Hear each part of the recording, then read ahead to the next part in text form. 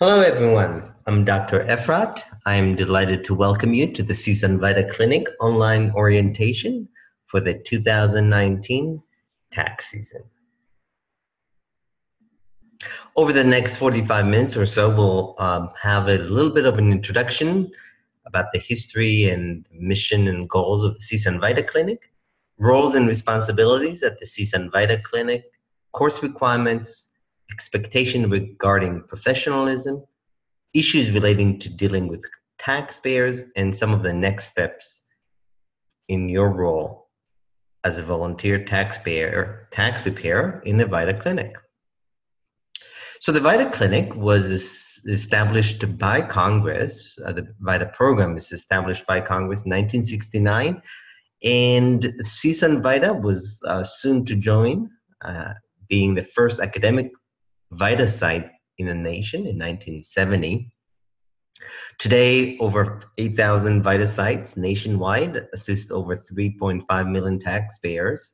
And the CSUN VITA Clinic has become part of the Buxton Institute in 2015, and since then has grown to be the largest VITA clinic in Southern California and the second in California, serving over 7,500 taxpayers just last tax season.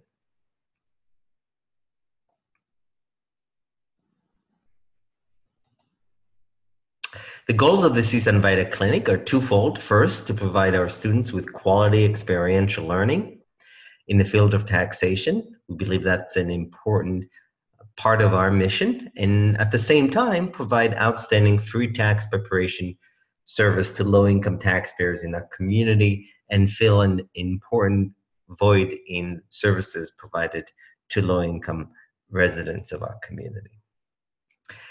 For you as a student, there are a number of benefits, but before that, let's talk about the value our VITA Clinic provides to the community. As the tax system becomes more and more complex every year, as Congress adapts new provisions in the tax law, becomes more difficult to comply, and hence the services we offer provide a valuable service.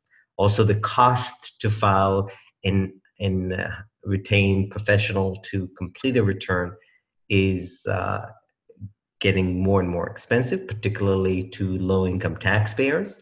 So that's another value we add. And that helps LA County residents and the community in San Fernando Valley to receive many of the benefits otherwise offered in the tax system, the federal tax system, particularly through the earned income tax credit and other tax benefits offered in the tax system. Last count, over $370 million was not claimed, which otherwise would have been eligible for claiming by LA County residents. And so the CSUN VITA Clinic, through this service, helps the community claim those funds.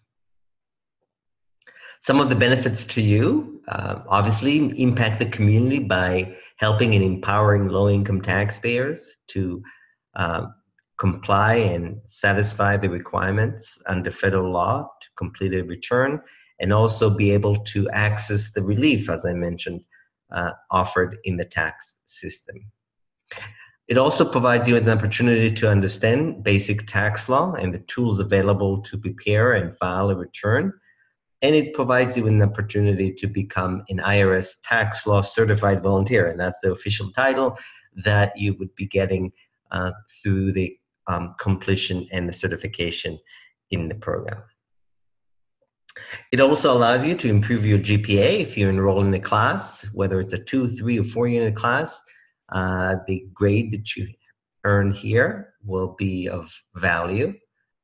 Our philosophy is that if you are doing all the required tasks assigned to you at satisfactory level, you shouldn't have any problem getting an A in the course, so that we don't have a mandatory curve or anything of that nature.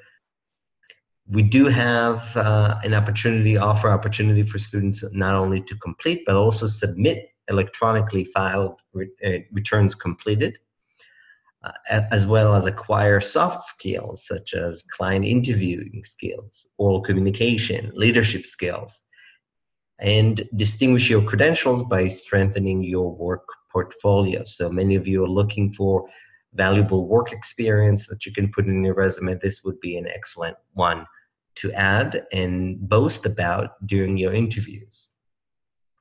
And if you are an accounting student, this course would help you accumulate the course credit that is required to meet the 150 units for the licensure. The various roles in the VITA clinic starts off with a screener, tax preparer, supervisors, lead supervisors. Those are the key roles in the VITA clinic that make our services run smoothly. Every individual in this paradigm has a specific task that I will get to in a minute in a little bit of detail, but also the clinic manual has a much more detailed description of the role and responsibility of each of our players.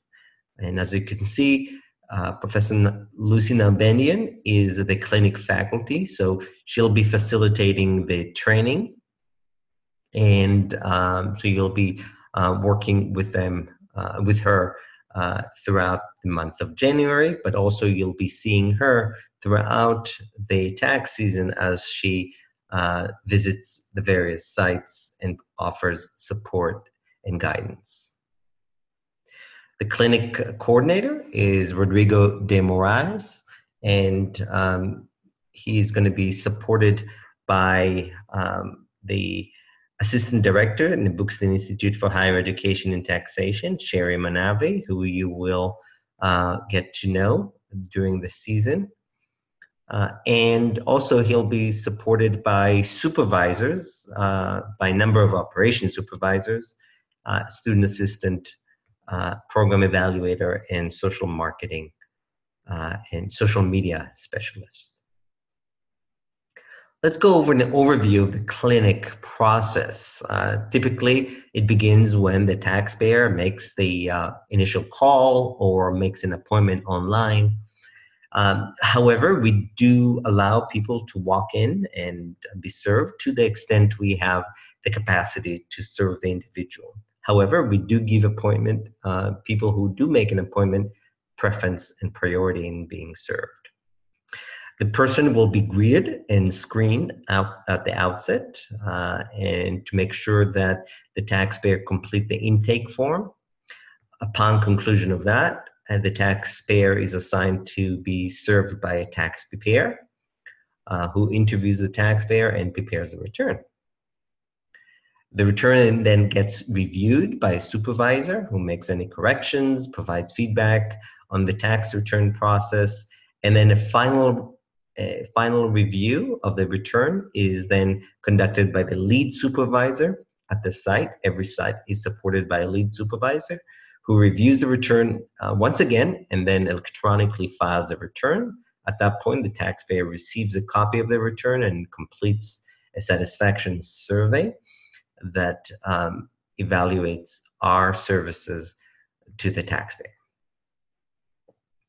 So let's talk a little bit more about the roles of each of the players I just mentioned. The greeter and the screener, as I mentioned, welcomes a tax filer to the VITA site and make sure that the taxpayer feels welcome and creates a pleasant atmosphere. We do want to make sure that if there are any accommodations, such as an interpreter, that is offered to the taxpayer. Have the taxpayer sign in. If there is an appointment, make sure that he gets the priority for that time slot. Designate the taxpayer as a walk-in if he or she does not have an appointment, and inform the taxpayer that he may or may not be served depending on our availability. The greeter then provides the taxpayer with an intake, interview, and quality review sheet to complete. That's essentially the information that we solicit from the taxpayer to help us complete the return. And then ensure that the taxpayer has brought all the required documents for the tax return completion. We don't want to create a situation where the taxpayer stays and waits for his turn and then is turned away simply because he does not have the required documents. We want to make sure that that's reviewed at the outset. The greeter and the screener typically is handled by the lead supervisor for that site, unless he or she designates someone else to take on that role for that day. The required documents, as I mentioned, need to be confirmed at the outset. Here's a list of the various documents that are required, depending on the taxpayer's situation. Based on the documents provided by the taxpayer and the completed intake sheet, it's form 13614C, the greeter and screener determines whether the taxpayer is within scope of the CSUN VITA clinic. We don't serve all taxpayers. Some taxpayers with unique, complex issues, unfortunately, we would not be able to serve them. So we just want to make sure that it is the type of returns that we are able to serve, and I'll talk a little bit about that later on. Then the greeter explains the site's tax return preparation process to the taxpayer so the taxpayer knows what's coming up next and what can be expected of him or her.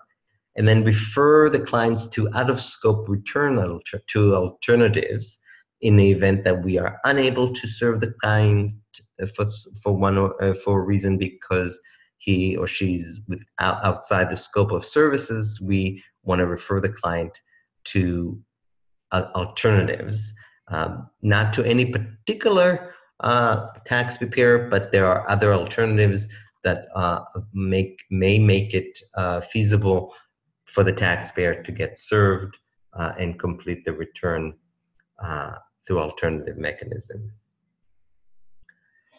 Then you want to introduce the taxpayer to the tax preparer and provide the tax preparer with the information already discovered during the screening process. So as a greeter and screener, if you already uncover certain information about the taxpayer, you want to share with the tax preparer so that that process becomes more efficient. Next, let's talk about the tax preparer. The tax preparer provides professional, high-quality tax return preparation service to the taxpayer and maintain the confidentiality of the taxpayer information. The tax preparer conducts the interview using form 13614, the intake form, to determine if all the income deduction and allowable credits are indeed claimed. So we want to make sure that we go through that form to ensure that all the benefits that the taxpayer may otherwise be eligible to are in fact claimed.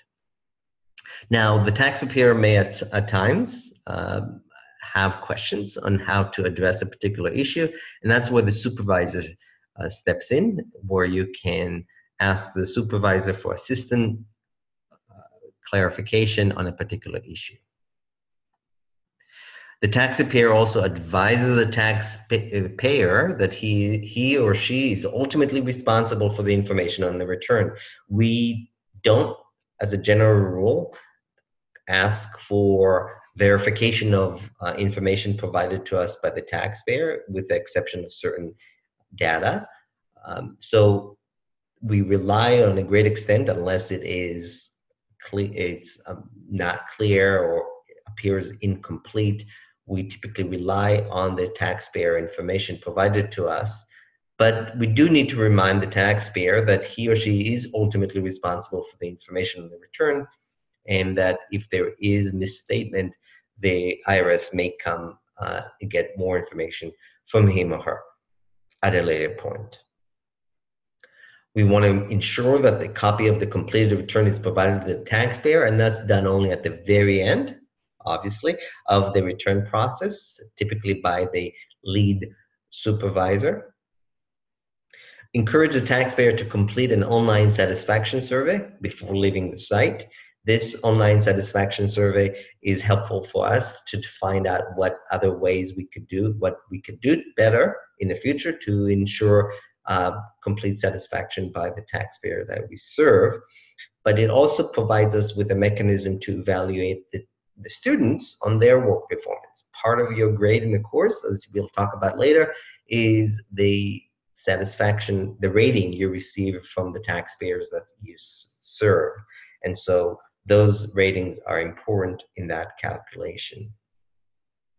At the end of the session, the 4-hour session, you want to make sure that you obtain the lead supervisor's signature on the performance reports, on the number of the returns you completed, and the time you spent that day.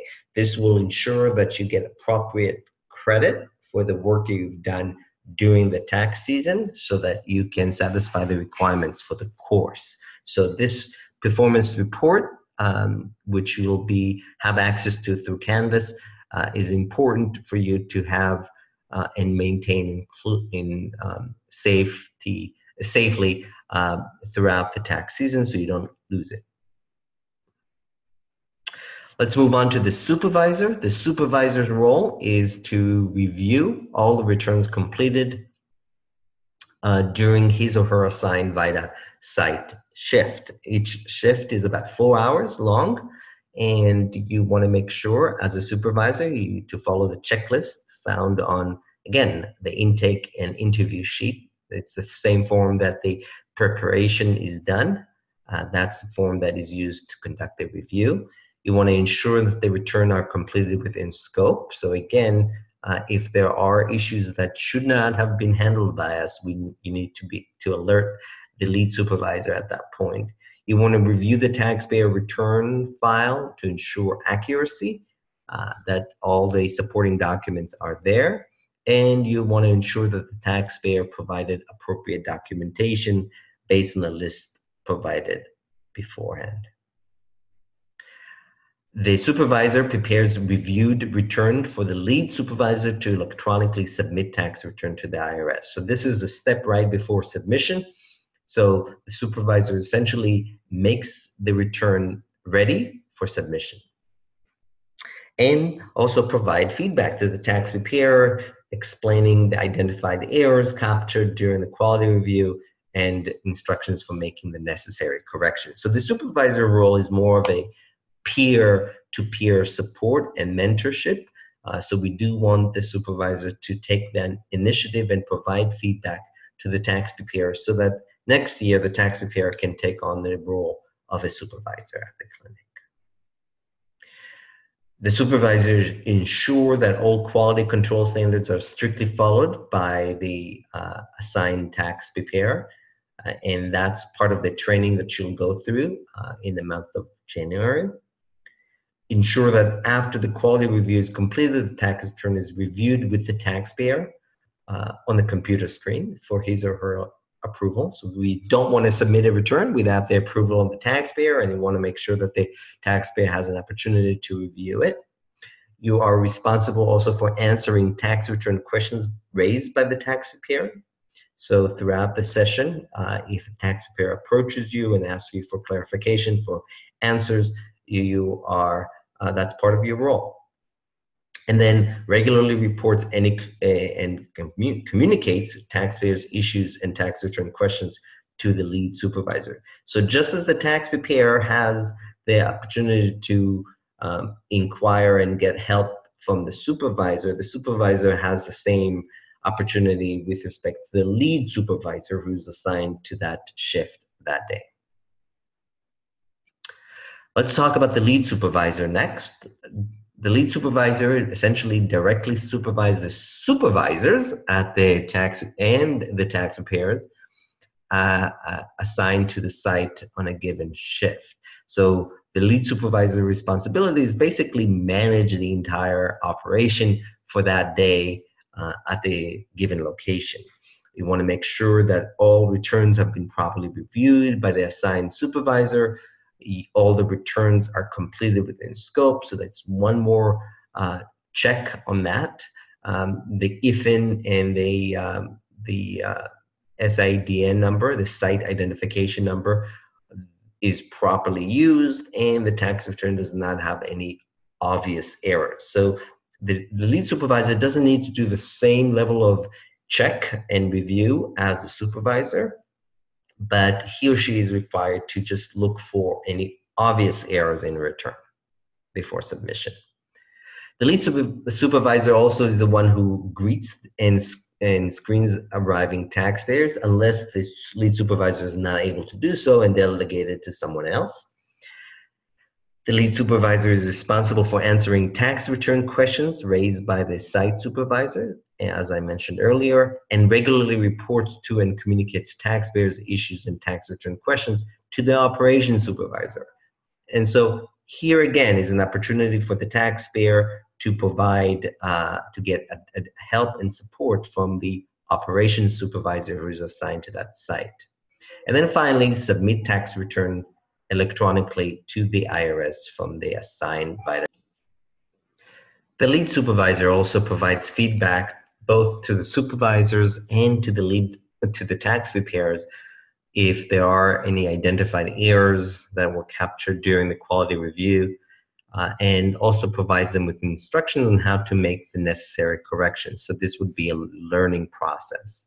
The lead supervisor ensures that all the quality control standards are strictly followed in his or her assigned VITA site location by the tax preparers and the supervisors, and then also ensure that the portable equipment, the Chromebook and the like, printer, the Wi-Fi booster is under the care of the tax preparer or supervisor at all times and are properly accounted for. The lead supervisor discusses issues raised in the volunteer newsletter with the tax preparers in his or her assigned VITA site. We will be getting updates throughout the tax season from the various, from the IRS regarding updates on the tax operations and tax law interpretation. So we need to make sure that that information gets disseminated. The lead supervisor also ensures that the taxpayer's documents that are dropped off, if any, are locked up, properly recorded, and assigned for handling per the protocol that is available for drop-off cases. That is, sometimes a taxpayer may choose not to wait in line and not be present during the actual tax preparation, and if the site is available to accept drop-off based on the lead supervisor's determination for that day, the taxpayer would drop off the documents, and the lead supervisor will manage and make sure that it's properly handled for completion at a subsequent time, and then the taxpayer will be coming back to the site in about a week or so later to collect the return. The lead supervisor also ensures that all unused or extra copies are shredded on the site. We don't keep any records from the tax preparer, the tax preparer and the supervisor, and the lead supervisors do not keep copies of the taxpayer's documents. They are all returned to the taxpayer at the end of the services. You also want to ensure that the assigned tax preparer and the supervisor's performance report are accurately completed and signed off, and that's your responsibility to sign off on them. So what does it take to succeed in the VITA clinic? There are a number of requirements that are important to fulfill by the due date. The first being the training. The training, the online training and the has to be completed by January 22nd, 2019. And then during the month of January, complete 20 hours of on-campus training on the use of the tax software. And so this would be a 3-day training on campus that will be scheduled, and you'll be able to sign up for those as soon as you sign up for the course. Successfully pass the online VITA certification exam before January 22nd, and this is an exam you take online to get certified.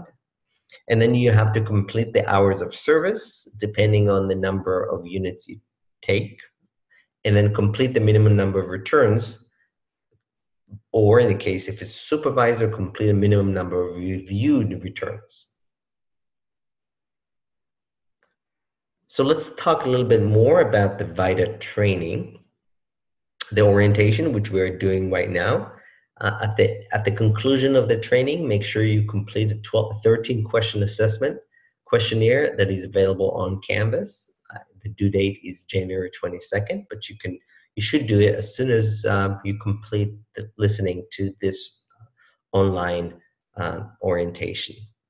There's also a volunteer standard of conduct training. This is typically takes less than 30 minutes to complete. Again, it's online, available through Link and Learn platform. That's the IRS website, and you'll have links on Canvas that direct you to that place. And you need to successfully pass the standard of conduct test with a score of 80% or higher, and then complete the tax education training. This is online instructional videos that is available. It's an optional resource, but very, very helpful. It typically takes between 12 to 18 hours to listen to all of those optional videos. And then that also helps you pass the Link and Learn certification test. At the advanced level, you need 80% or higher to complete it.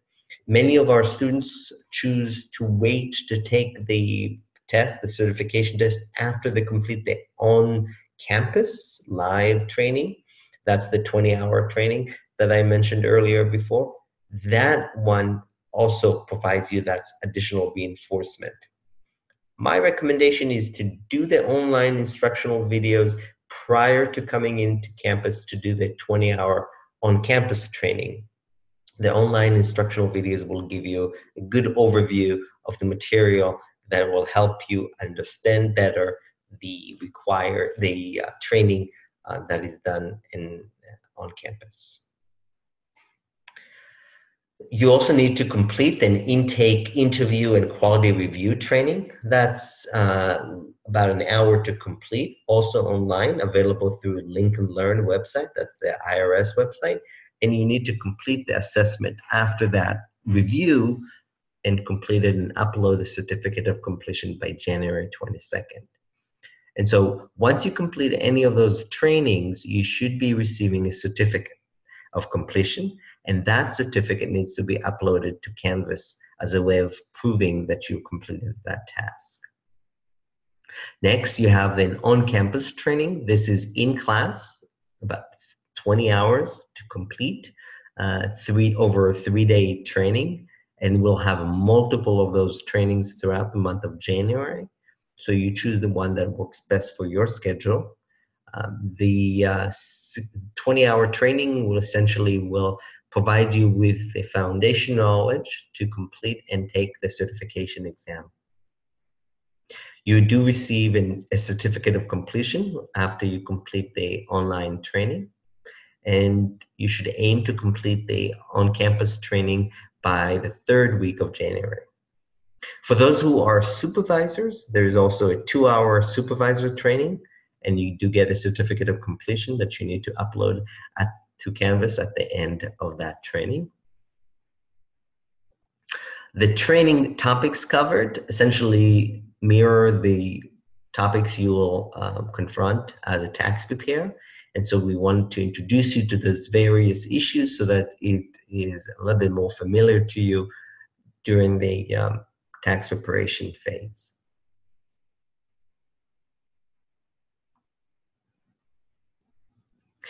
There are trainings that are available both at the basic level and the advanced level through the IRS website. VITA training at CSUN requires the advanced level certification. So whether you're a preparer or a supervisor, you're expected to complete the advanced certification level, not the basic one. There are service requirements. As we mentioned, there's a minimum number of hours of service and minimum number of returns to be completed or reviewed. So the number essentially is of hours of service is a function of the number of units that you have chosen to enroll in. So if you prepare and you chose to enroll in 2 units, or a supervisor enrolling in 2-unit class, the hours of service is 24. If you chose to do a 3-unit class, the number of hours of service expected is 48, and 4-unit class, 72 hours. And that's during the entire tax season. In terms of returns completed, again, it's a function of the number of units signed up for. If you've signed up for the 2-unit class, you're expected to produce and serve 10 taxpayer, 3-unit class 20, and 4-unit class 30 taxpayers. And a corresponding number if you are a supervisor, 25, 50, or 75, depending on the number of units. Our sites are throughout the San Fernando Valley and beyond. We have our biggest site, obviously, is here on campus. That is open 5 days a week, 8 to 12 hours per day. We also have multiple sites that are open on Saturdays and other weekdays and weeknights as well. This is a sample list. We are expecting to have about 17 sites during the upcoming season. And so we should select the one that best fits your schedule and works best for you, subject to availability, of course. Both the Accounting 292 or the Accounting 392, or if you're a graduate student, 697, all those courses are graded based on the letter grade. The grading is assigned based on completion of certain tasks. The first being successfully passing the intake, interview, and quality review training test by January 22nd. Uploading to Canvas certificate verifying passage of the IRS certification exam by the deadline. At the advanced level, that's 15%. And complete the student service learning plan and agreement. Again, you will find a link on Canvas to what the agreement needs to be signed off on by January 22nd. Upload by January 22nd to Canvas the certificate of passing the volunteer standard of conduct exam I mentioned earlier, along with a signed form of 13615. That's the volunteer standard of conduct agreement. So there is an exam and there's an agreement to obey by their rules of conduct. And that form needs to be signed by the CSUN VITA operations supervisor after verifying your identification. You need to also upload a signed performance report, which verifies the fulfillment of the hours of service. That's 10% of your grade, as well as the number of shifts requirement. That's 5% of your grade. And upload to Canvas a signed performance report form verifying the completion of required number of federal returns completed, or in the case of a supervisor, tax return reviewed. And fulfilling the number of hours of required returns make up 30% of your grade. Next, upload to the CSUN Community Engagement Database your performance report. So the same performance report that you just uploaded to Canvas needs to also be uploaded to the Community Engagement Database. That way, the university as a whole gets to count for the hours of community service our students have completed during the spring semester. So that doesn't happen until the very end of the tax season, April 26th. And then you complete a course evaluation instrument on Canvas. That's also due on April 26th. Should be 2019, not 18. and the Vita Clinic's client satisfaction survey, which is generated by the clinic. So you don't have to do anything there, but you recall I mentioned that part of your grade is based on the client satisfaction, on taxpayers' rating of your services, and that will be generated by us and make up 5% of your grade. There's also opportunity for additional returns that you may go above and beyond the call of duty, and if you do, you can earn up to 6 points for the additional returns completed. Let's move on to talk about professionalism. First, dress code. We provide and furnish all our student volunteers with a business attire, including the CSUN VITA shirt. And that's the business attire that we expect you to wear during the time that we provide service in our clinic. Jeans, t-shirts, shirts without collar, and footwear such as flip-flops, sneakers, and sandals are not appropriate for business casual attire. So think about it as an opportunity for you to, when you come to work at the Vitas clinic, just as if you went to work at any other accounting firm, and what you would wear in that work environment. We expect the same here. Also, make sure to wear your name tag, which has our clinic affiliation. This way, the taxpayer knows that he or she is talking to the right person, namely individual who is affiliated with the CSUN VITA clinic. We don't want to have a situation where a taxpayer provides confidential information to someone who is not affiliated with our clinic, and that, along with the CSUN VITA shirt, provides that level of validation. Try to arrive at least 10 to 15 minutes prior to the start of a shift so that we have a smooth transition from one shift to another. If it's in first shift, always there is a setup time as well. So that would be most appreciated, that early arrival, so that we are ready to provide service beginning when the shift begins. Make sure you sign in and sign out with the signature of your lead supervisor as your arrival and departure time, and make sure that that's recorded in the performance report form before you leave. Make sure you never accept payment or solicit donation or accept a refund as a payment from taxpayers. Never deposit taxpayer refunds into your personal business bank account, and never solicit business from the taxpayer you assist. So that needs to be completely separated and professionally conducted. Make sure you preserve the confidentiality of the taxpayer that we serve. All information obtained from the taxpayer must be held in the highest level of confidence.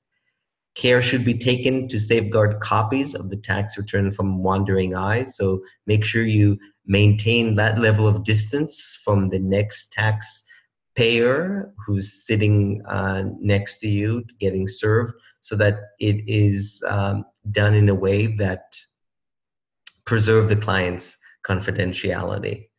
Disclosures to other VITA volunteers about the information, the confidential information of the taxpayer, is only warranted if there is a valid reason to do so. So, for example, the supervisor who does a quality review, or if you have a peer consultation with the VITA faculty or the lead supervisor at the site, that is appropriate to share information about the taxpayer, but beyond that, it would not be appropriate to do with any other volunteer in our site. Be sure to return all copies of the supporting documents to the taxpayer upon completion of the return. So this is very important. The taxpayer is going to provide you with all sorts of documents to support the return. Once the return is completed and submitted, make sure, along with the taxpayer tax return, he or she is provided with the supporting documents. We do not keep a copy of the tax return. We do not keep a copy of the supporting documents as well. Make sure you provide the taxpayer with documents outside uh, the um, please make sure not to take with you any taxpayer's documents outside the VITA site, including notes relating to the tax preparation. And it's important to assure the taxpayers that we do not maintain any files on them. So we don't keep copies of the records, and we want to assure the taxpayers that that's in fact our practices. It is important to assure the taxpayers that we are not agents of the IRS, even though we do get funding from the IRS. Any information gained during our assistance will remain confidential at all times. Students should not attempt to solve non-tax return problems. So many times the taxpayer will share with you information relating to other issues that he or she may be facing, those which we are not qualified to handle. So make sure you limit your assistance to tax preparation. If taxpayers have questions or need assistance which you cannot fully address, the student should ask the supervisor, ask the lead supervisor, ask the VITA faculty. There's tons of resources available for you to get advice and guidance, and you should not make assumptions and make decisions without appropriate support. We must never knowingly misrepresent facts. So if we know a particular fact is not true, we should make sure that not to include that in the tax return. There is no obligation to complete returns when we are aware of misrepresentation.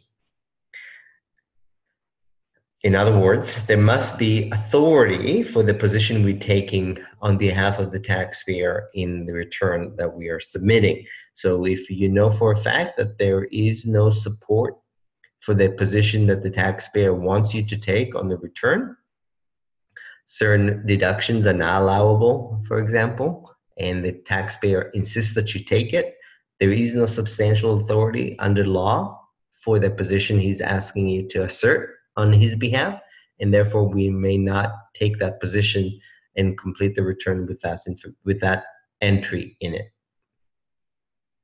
CSUN VITA students who assist taxpayers are not legally responsible for the accuracy of their returns. While we want to ensure accuracy, we're not legally responsible for it. We should convey to each taxpayer that the taxpayer is the one who is solely responsible for the accuracy of the return and the information in it. We are not required to sign the returns and we do not need to return the records that are required by other tax preparation agencies. So the VITA sites are exempt from maintaining those records. Let's talk about some issues dealing with taxpayers. Persons with disabilities. Congress has enacted laws to ensure that persons with disabilities seeking assistance from VITA Clinic have access to services we offer. So if a person with disabilities is denied services, he or she can file a complaint for discrimination with the Department of Treasury. So some persons with disabilities may experience difficulty accessing services offered by our clinic because of their impairment, and we need to provide the maximum accessibility as possible. When that happens, it's responsibility of our office to accommodate the person's needs in order to allow him or her to receive the benefits to the best of our abilities. So, for example, things that we've done in the past and are deemed reasonable accommodation include allowing a person to enter the office with their service animal, completing a form, or writing for somebody unable to write, providing seating to someone who cannot stand for an extended period of time, providing a sign language interpreter. Make sure you do not discuss a person's disability in front of other people. Share disability information only with the relevant individuals, such as the lead supervisor, who directly work with the individual or who will be providing special services. Offer private space to those individuals needing assistance, and make the reasons for asking about the disability very clear by explaining that the disclosure will enable you to provide special services if needed. So when you do ask for accommodation, you need to clarify that that's the reason why you're asking. Understand that the disclosure of disability status is strictly voluntary. We also want to be, when providing services to the community, sensitive to the cultural differences of the taxpayers that we serve. Almost 40% of the residents of the San Fernando Valley are foreign-born, and more than half identify a language other than English as the primary language. These people may have different ways of doing business and communicating their ideas. What may be normal or acceptable to one person may seem counterproductive and unusual to another. So that's the appreciation of that difference is what makes us culturally sensitive. When communicating with individuals from different backgrounds, being culturally sensitive allows you to be aware of their customs and beliefs and to respect them. So how do we demonstrate cultural sensitivity? We able to do so by demonstrating the ability to communicate in a way that effectively gets the message across to all while excluding no one and offending no one due to unintended cultural misunderstanding. So how do we accomplish that lofty goal? Simplify your message by using less complex sentence structures and vocabulary. Throughout the training, you'll be exposed to technical terms used in the tax vocabulary that may be clear to you and simple enough by the time you complete the certification. That may not be so for the average taxpayer that we serve. So we want to make sure that we use simple terms, simplified language to make it easier for the taxpayer to understand us. Never shout to be understood. Do not use technical terms, as I mentioned, or acronyms. Be patient and remain cool and composed, even when you have made a mistake that results in embarrassment for you or when you feel embarrassed by others. So remaining cool and composed is critical. When you feel strong emotions about something said or done by someone who comes from a culturally different background than you, clarify their meanings and intentions before you express your emotions. So there may be a lot of misunderstanding arising out of arising out of the cultural differences, and you want to just clarify what your interpretation is before you assume certain things. When someone does or says something that seems weird or wrong, give him or her the benefit of the doubt. And if you are humble, respectful, and friendly, you will always be fine. That's a good indication to remember. Sometimes we have, unfortunately, to deal with frustrated taxpayers. That may arise for different reasons. Sometimes it's because after a while, we determine that the taxpayer that has waited in line patiently is out of scope, and we have to turn him or her away. While we strive to provide all the taxpayers with speedy, accurate, and efficient tax preparation services, not all taxpayers will be happy at the end. 95% of the taxpayers that we serve are very or extremely happy with the services, but there is a group of taxpayers that are less so. And so there may be a number of scenarios that may result in frustrated clients, one of which is out-of-scope taxpayers. Taxpayers that may come to the clinic with various issues, and they are outlined here, that our clinic simply does not get to handle, simply because our training do not cover, our trainings do not cover those issues. So that's something that we always want to keep in mind. For example, when we have a taxpayer who's married filing separate returns, that's something we don't do. And we need to let the taxpayer know at the outset that if he or she has that situation, we are not able to provide their services. First, when we do find that there is an out-of-scope case, we want to confirm with the lead supervisor that that's indeed the case. So consult before you turn away a client. That's important. You having determined and confirmed that the taxpayer is out of scope, we want to politely explain to the taxpayer the guidelines for serving taxpayers in the VITA clinic. And our guidelines are national VITA guidelines. So we don't make up our own standard. We follow the guidelines of the VITA, and so the VITA program nationally, and that's the reason why we have to turn him or her away. Next, you want to apologize for us not being able to serve the taxpayer as the taxpayer may have expected. So this may be very disappointing to the taxpayer, and so we want to provide to be empathetic to the taxpayer's disappointment. And then finally, you want to refer the taxpayer to the IRS website or to myfreetaxes.com that allow the taxpayer to complete the return for free if he or she has an income of under $60,000. Or the National Association of Enrolled Agents website that has a database where they can find an enrolled agent that can complete the return.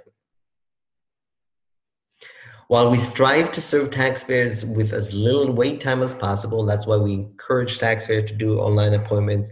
Sometimes the taxpayer may exhibit. So we want to recommend and encourage the taxpayer to make appointments either by phone or online. That way their appointment is guaranteed and at a time certain as much as possible. While we do accept walk-ins, they are not served on the first basis. We give priority to the ones who have made appointments.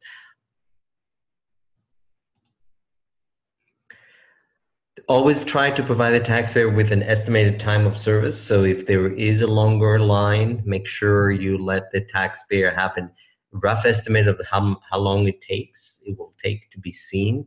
This way the taxpayer can make his or her own judgment as to whether he wants to reschedule for another time.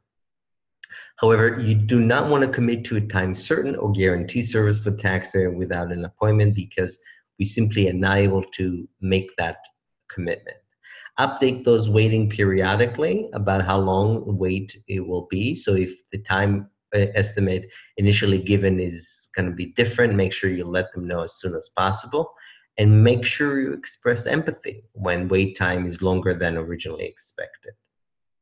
If you are forced to turn away taxpayers at closing time, the taxpayer should be offered the following 3 options.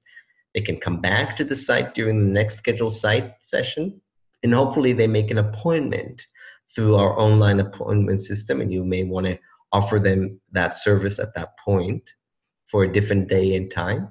Or they can use our drop-off tax return method to prepare taxpayer return. Essentially, this means that the taxpayer would drop off his or her documents with the lead supervisor and the completed intake form, and then the lead supervisor would then assign the return to a different tax preparer on a different day, and then the taxpayer would be called in to pick up the return when completed at a different date and time. Sometimes, especially towards the end of the tax season, you'll have a situation where the taxpayers coming in are the one that owe money versus getting a refund. And when that happens, taxpayer may show some degree of disappointment, but more importantly, some of them may have difficulties making the payment. And in that case, you may want to offer them to refer to publication 4853 that has a number of options for paying the balance due. If a taxpayer tells you something that he or she does not want you to report on the return, such as income received in cash, you cannot conveniently forget the conversation, even though the IRS might not discover the omission. So if the IRS did make the discovery, the taxpayer would inevitably say, well, I told VITA people and they told me to forget about it. So make sure you report any such income once that information is divulged to us. Advise the taxpayer that such income is taxable and that our ethics prevent us from assisting in the filing of fraudulent return. If the taxpayer continues to insist that you follow the course of action which is unjustifiable or illegal based upon the tax law, explain that the VITA clinic cannot participate in the preparation of fraudulent return, and you may want to get the lead supervisor involved at that point. What happens if the taxpayer submits a complaint or has a complaint? You first want to acknowledge the concern, say that you are sorry for the problem that has happened. This is not an admission of guilt, it's just to demonstrate respect for the taxpayer. And then try to put yourself in the place of the taxpayer. This will instantly give you an advantage, as you not only will have more empathy with the taxpayer, but also you know our services better than them, and you can hopefully see a solution quickly. And start with the view that the taxpayer has a valid point. It is true that there are some professional complainers, but they are in the minority. Accepting the taxpayer may well have a point, can trigger ideas for acceptable solutions. So we want to be proactive, we want to be problem solver, and to the extent we can accommodate and solve the taxpayer problem, we want to do that. Let the taxpayer give you all the information. This will help you fully understand the situation, and if the taxpayer is emotional, this will give them time to calm down. Make sure that your definition of right fix is the same as the taxpayer. So if you do correct the mistake, make sure that that's what the taxpayer is looking for. That correction will address his or her concerns. In-person complainers hopefully always get dealt with at that point, but make sure that everyone who complains on the phone, by letter, or email gets rapid and appropriate response. Let's talk about what happens next. Make sure you complete the orientation assessment after today's video. That's available on Canvas. You then want to complete the standard of conduct of training and certification, get that certification done. You then want to complete the intake, interview, and quality review training. That again is done online through Link and Learn. Generate the certificate of completion of passing the test. Complete the student service learning plan and agreement, and all of that can be done within the same day. Sign up and complete the in-class training sessions. So you want to sign up for a date and time to do the in-class training in January. You can do that now, and then sign up and then complete the training in January. Pass the IRS certification test online through Link and Learn, and that probably should be done sometime in January after you complete the on-campus training. And then you'll get to select your desired location for rendering service, either on campus or in a remote site. And then starting January 22nd until April 14th, you begin work as a certified tax preparer or supervisor in one of our clinics. Make sure you account for all the hours that you need to do and taxpayers need to serve. And then at any time, if you have any questions, feel free to reach out to us at 3600. That's 677-3600. We want to thank you for your service and wish you much success in this exciting journey in the CSUN VITA clinic. Thank you for taking the time.